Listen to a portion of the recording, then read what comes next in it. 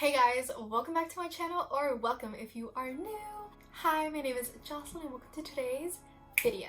So you guys, today's video is going to be another true crime video, and I'm super excited about this one because this true crime revolves around McDonald's and their Monopoly game and just how it was connected to the Mafia and how people were tricking the system so that they could win the grand prize, which was the $1 million.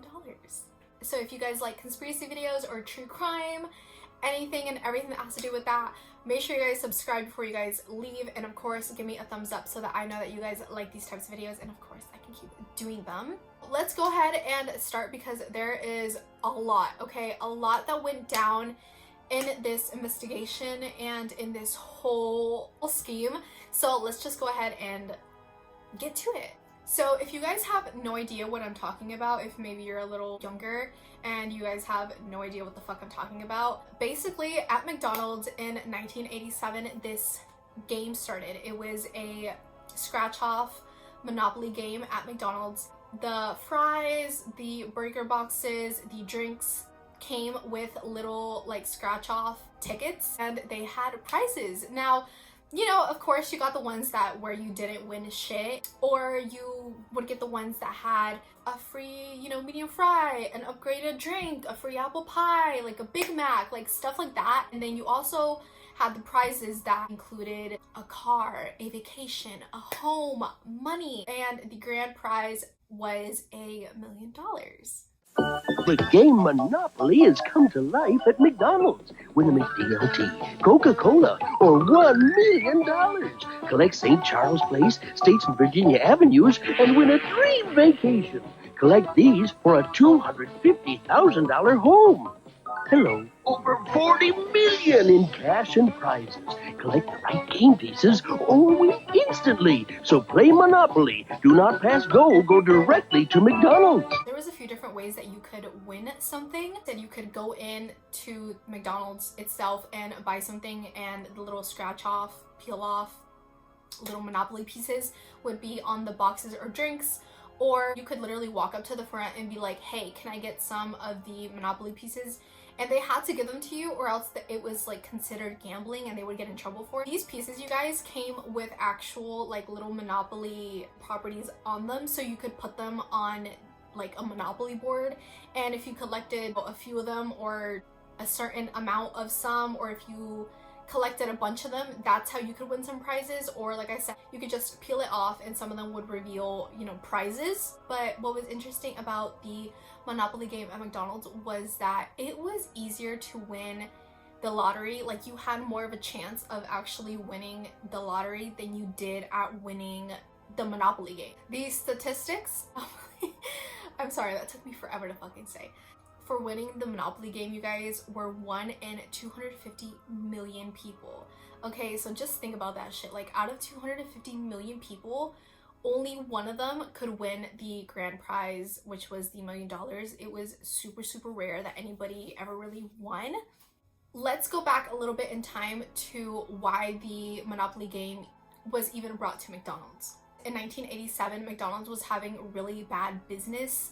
They weren't selling as much, and you know, things were kind of starting to go downhill. One of the nice things about McDonald's Chicken McNuggets, those hot, tasty pieces of boneless chicken, is that they're packaged in sizes for every appetite.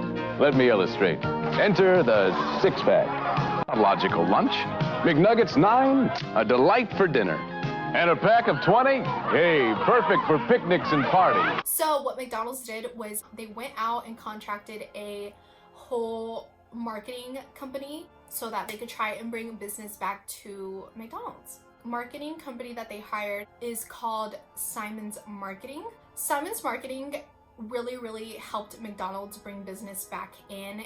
They came up with the Happy Meal, which honestly, you guys, is probably one of the biggest and best inventions of all time, was that Happy Meal and putting toys into it, because hello, kids, of course they're gonna want it, you know what I mean? This brought business back and really started doing well. And of course, like any other company, they're gonna try to figure out, other ways, other strategies to bring more business in. So they decided to go ahead and start this Monopoly game, okay? And this is where it was first introduced. They knew that people loved to collect things, okay? There's just something about, you know, trying to collect all the little pieces to something that people really, really enjoy. And of course, some of them came with like free fries, free burgers, free drinks, whatever the case may be. And of course, people were trying their hardest to win that $1 million. McDonald's sales, you guys, thanks to this Monopoly game, went up 40%. That is insane. You have this company that, you know, was really struggling and was really, you know, not looking so hot. And then all of a sudden they bring this game back, and within the first round of them doing this, their sales went up 40%. It was crazy. And because Simon's Marketing and McDonald's saw how amazing this game was doing with everybody and was just bringing in so many sales, they decided to keep bringing it back year after year, and everything was going great. The game Monopoly is back at McDonald's. And oh golly, this is the year to play. Now eating at McDonald's gets you the biggest break ever. I won!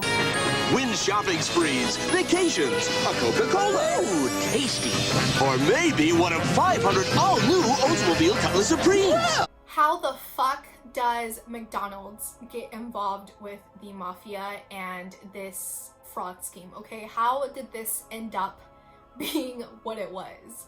Well, in 2001, the FBI received an anonymous call, you guys, from someone claiming that the last 3 jackpot winners from the Monopoly game at McDonald's were all related and all came from the same family. This person also claimed that a bunch of the winners that had won some of the prizes off of the Monopoly game were illegitimate, and that the person that was behind this whole scheme, this whole fiasco, was a person named Uncle Jerry. The FBI was very, very skeptical of the tip from the anonymous person. They weren't necessarily sure if to go ahead and follow it or to just, you know, let it be unless something else came up. But because the first few years that it was, you know, out and people were playing it and stuff like that, nobody won. And then all of a sudden, a bunch of these winners, you know, were coming out and saying that they had won the jack prize, and somebody called in and said that they were all related and that they were illegitimate. So police started to look more into the claims that were made by the anonymous person. Their investigation quickly brought up that a bunch of the winners from the Monopoly game were actually related, and they were all pretty much located in the Jacksonville, Florida area. But the thing with this, you guys, is that there was so many people involved in the process of making and distributing these little game pieces that they couldn't necessarily narrow down their search, and they couldn't rule anybody out. So they just had a bunch of people to go through, because it could have been from the people making the actual pieces to the people actually, you know, delivering the pieces to the different McDonald's, the people that manufacture the boxes of the burgers or the boxes of the fries, the cups, to the people that actually print the Monopoly stickers. It could have been security, it could have been McDonald's themselves, it could have just been random people, you know, doing this and faking the tickets. Like, there was just so many what ifs. They hit a little bit of a wall at this point. The FBI had to make an important decision. Should they contact McDonald's and kind of talk to them, ask them questions, and let them know what's going on, or do they keep it just between themselves and see what else they can come up with? Ultimately, you guys, they ended up contacting the head of McDonald's, and when they spoke to him on the phone, they didn't say what it was for or anything. All they told him was that they needed them to fly out and meet the FBI, and basically to keep it as low-key as fucking possible. Nobody can know what was going on. McDonald's sent out 3 people, the head of McDonald's and 2 other people, to go and meet with the FBI agents. The FBI agents started to, you know, let them know what they had discovered with you know, a few of the winners being related, and, you know, the tip that they got and just everything that they had found out up until this point. The 3 people that were there representing McDonald's were shook, okay, to say the fucking least. They were so surprised and just so taken back by the fact that this was going on with their Monopoly game. Of course, this was, you know, illegal, and it just looked really bad on McDonald's as a company. So of course they were very, you know, confused, and they wanted to do everything that they could to find out who was responsible for all of this. Now, right around when McDonald's met with the FBI and they kind of got a little 2 cents of what was going on with their Monopoly game, they were about to launch their Monopoly game for that year. And FBI saw this as a great opportunity to figure out who was behind this. So they told McDonald's to go ahead and launch the game like nothing was going on, you know, just pretend like everything was cool. Michael Hoover was the first person to come forward and claim their $1 million prize. And of course, the agents that were investigating this case thought that this would be a great opportunity to get to know Michael and see if he had any involvement with, you know, this crime, and, you know, just see if they could figure out anything else about it. But they had to go about this very carefully because, you know, one wrong move and it could tip off whoever was doing it, and they didn't want that. The FBI came up with this plan, right? So they came up with something called Shamrock Productions, you guys, which is basically where they pretended that they were going to shoot a commercial for McDonald's, and they were going to have the grand prize winners in it, where they kind of just interviewed them and asked them questions, asked them, you know, how they won and what they're gonna do with their winnings and just all this stuff, you guys. Just like a, you know, like a typical commercial and stuff like that, but in reality it was FBI. FBI did also come up with a slogan for, you know, this commercial and Shamrock Productions, and their slogan was basically, "'Cause you're just lucky," which it's very, very suited, and it's a little like play on words, like, oh, you know what I mean? So that was kind of cool, and I just thought I'd put that in there real quick. Well, they called Michael up, and of course he agreed to be interviewed by Shamrock Productions. So the day of the interview came around, you guys, and when questioned about where he got his winning ticket from, Mr. Hoover basically said that he was at the beach and he had bought a People's Magazine. He then went to the water, you know, and went to go clean off his feet and stuff like that, and his towel and People's Magazine fell into the water, got wet, got ruined, and he ended up throwing them away. On the way home, he stopped at a supermarket to pick up, you know, some things for dinner and stuff like that, and it was at the supermarket where he decided to buy another magazine, and it was in this magazine where he got the winning scratch-off ticket. When the undercover agents asked Mr. Hoover what he was going to do with his winnings, he told them that he was going to buy a boat and he was going to name it Ruthless Scoundrel. So during the whole shooting of the commercial and interview process, the undercover agents were able to tap into Michael's phone.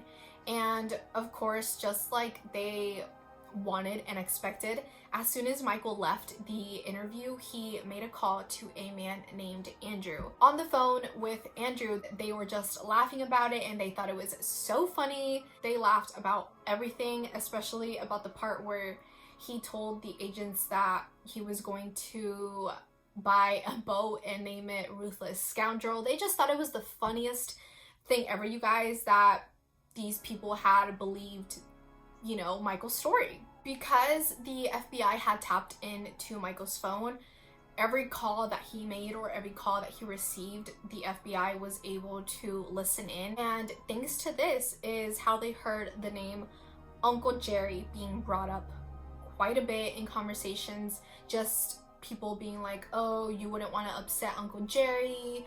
Oh, Uncle Jerry this. Just conversations that weren't very clear about who or what they were about, but this Uncle Jerry person definitely had something to do with this and may be like the mastermind behind all of this.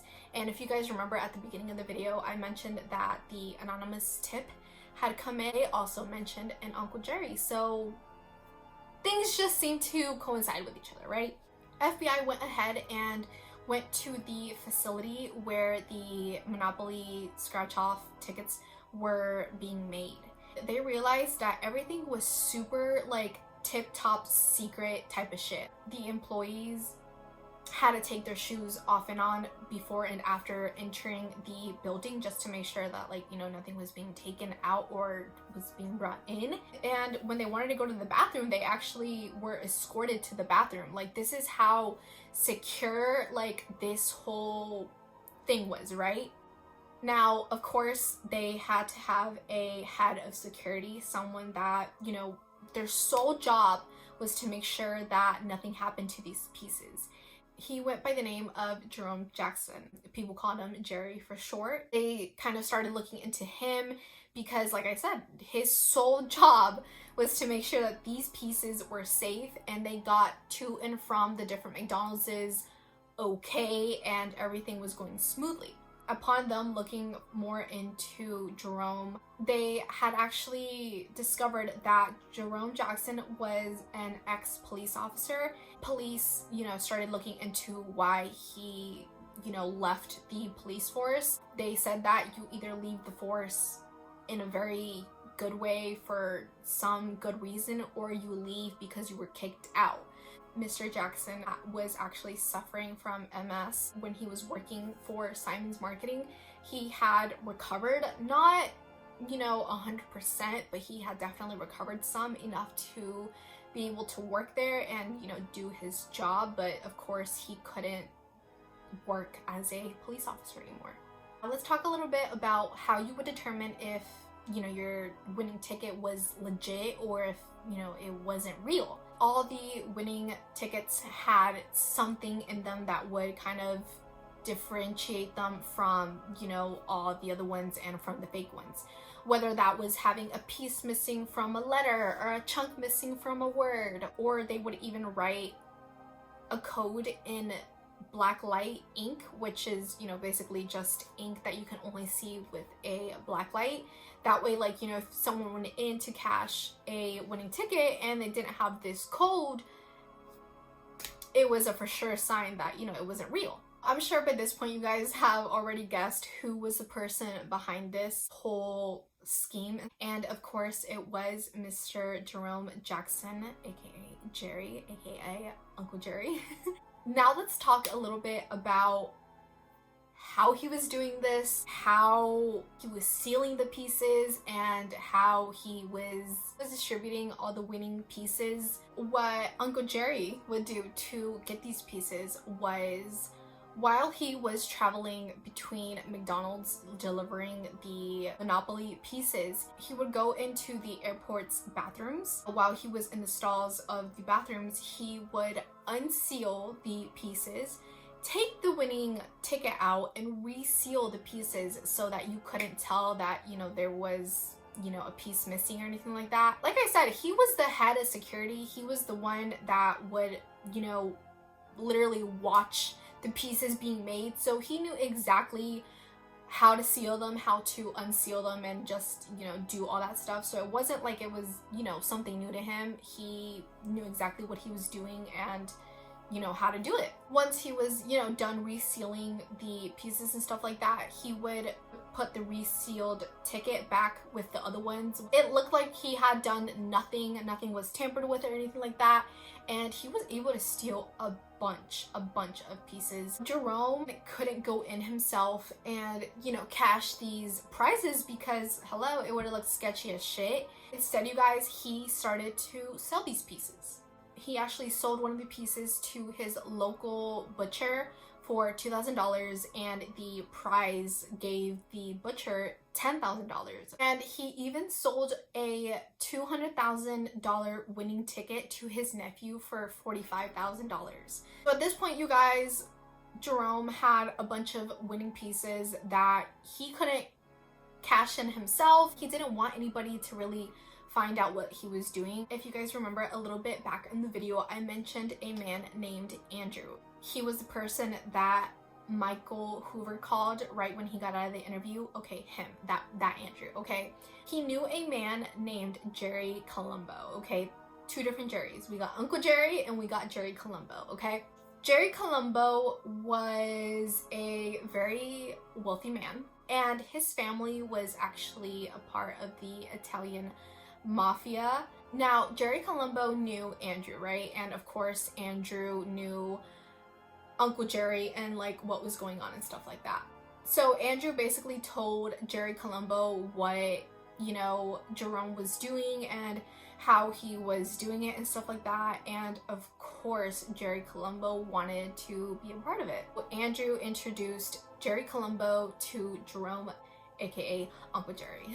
Let me clear up one thing, you guys, because I have been saying this name wrong. It wasn't Jerome Jackson, it was Jerome Jacobson. So I am so sorry, because I think I don't really remember, but I'm pretty sure I've been saying Jackson this whole time, but it's not. It's Jerome Jacobson, okay?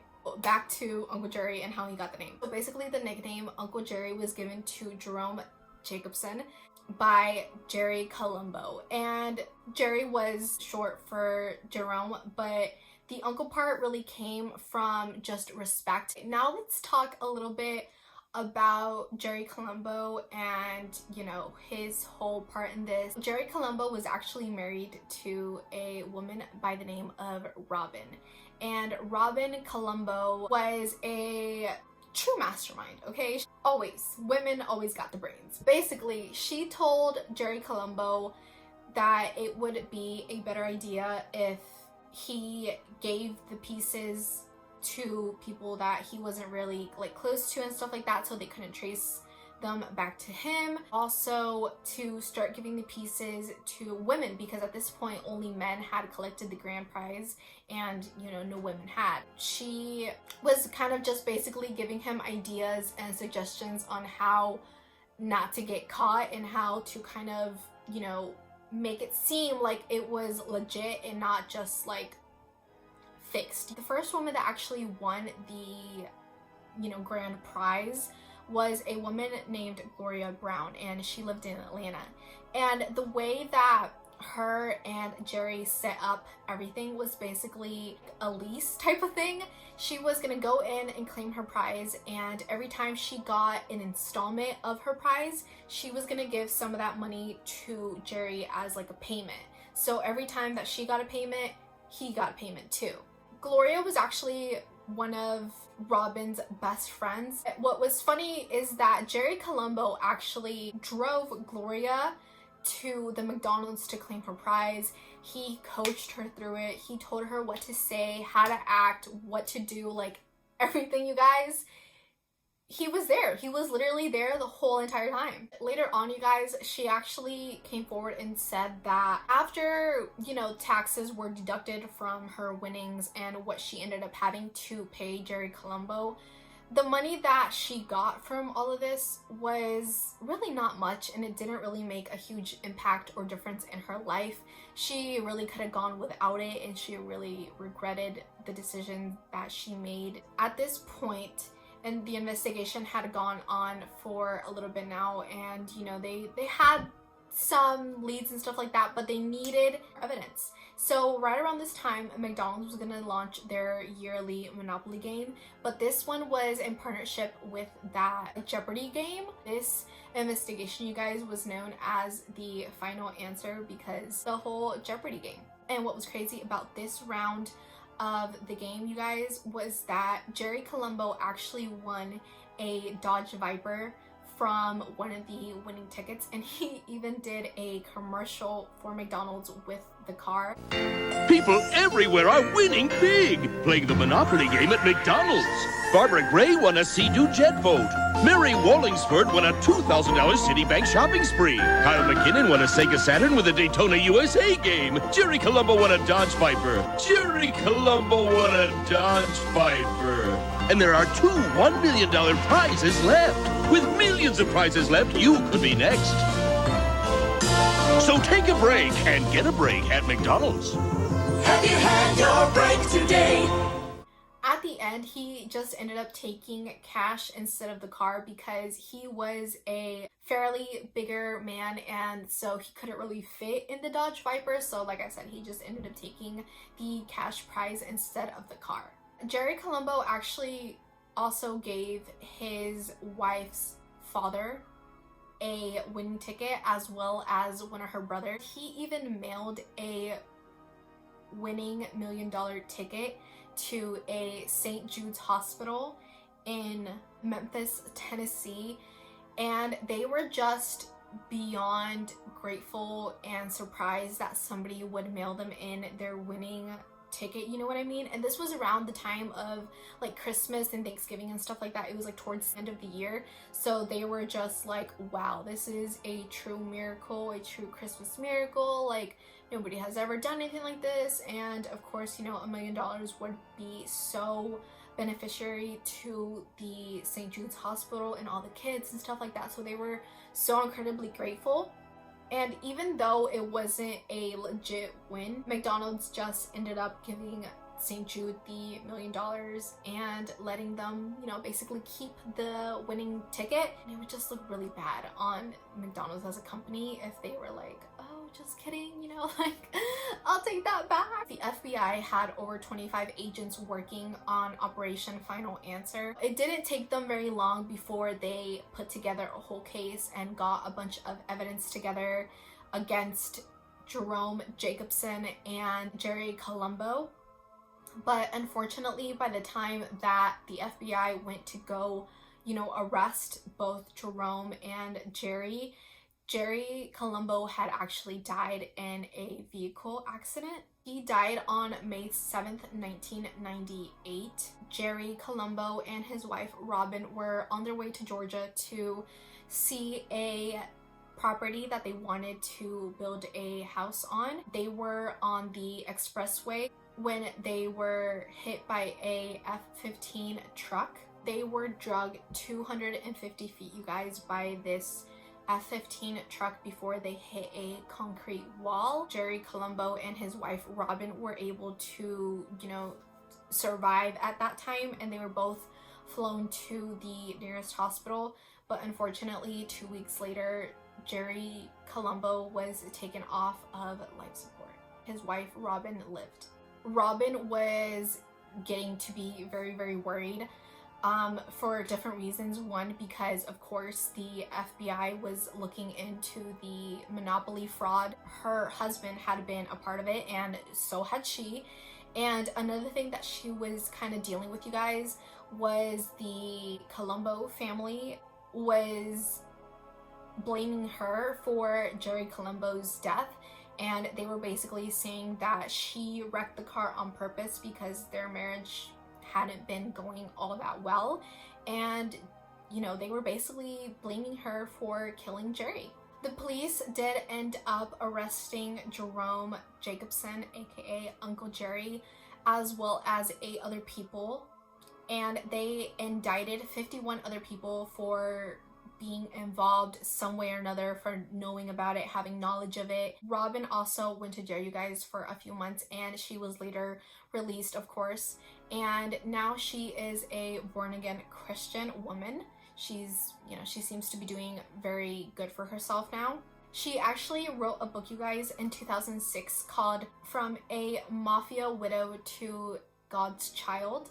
So if you guys want to go ahead and check that out, get to know a little bit more about her story and her involvement and stuff like that, you guys can definitely go ahead and read that book.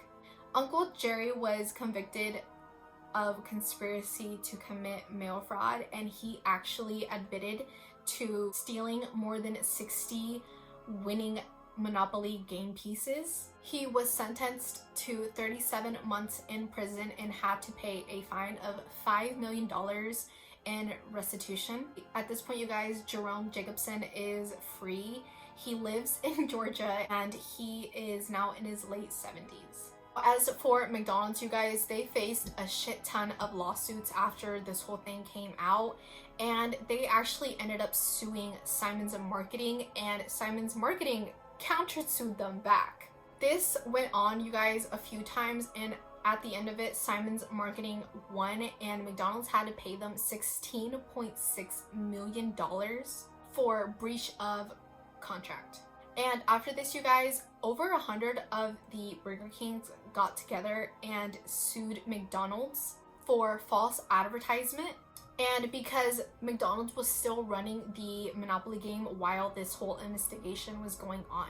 But eventually the Burger Kings just dropped the lawsuit and nothing ever came of that. To make up for just bad PR, McDonald's ended up giving away $25 million in prizes. And in 2016, you guys, the Monopoly game was ended here in the United States. I believe there's other parts of the world where they're still playing this game. If you guys want to see this case more in depth and really get to know the agents that were a part of this and, you know, some of the winners and stuff like that, there is a documentary on HBO. It's called McMillions, if you guys want to go check that out, just to get a little bit more insight and behind the scenes of what happened during this whole thing, and you really get to know the people more. I really hope that you guys enjoyed, and I really hope that you guys learned about something new. I hope you guys have a dope rest of your day, an amazing rest of your week. Don't forget to be happy and eat chicken nuggets. I'll see you guys in the next video. Bye guys.